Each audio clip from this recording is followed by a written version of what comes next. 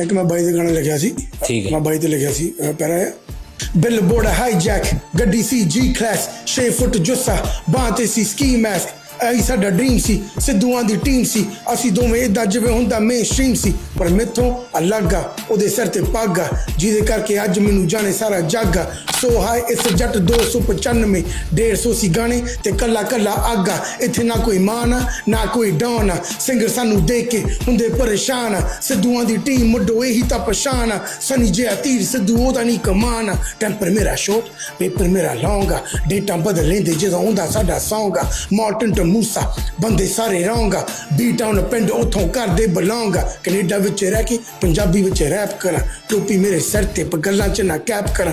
ਬੀਟਾਂ ਉੱਤੇ ਟਰੈਪ ਕਰਾਂ ਗਾਣਿਆਂ ਤੇ ਸਨੈਪ ਕਰਾਂ। ਥੋੜਾ ਜਿਹਾ ਨੈਪ ਲੈ ਕੇ ਰੈਪਰਾਂ ਨੂੰ ਗੈਪ ਕਰਾਂ। ਓਏ ਹੋਏ ਹੋਏ ਹੋਏ ਹੋਏ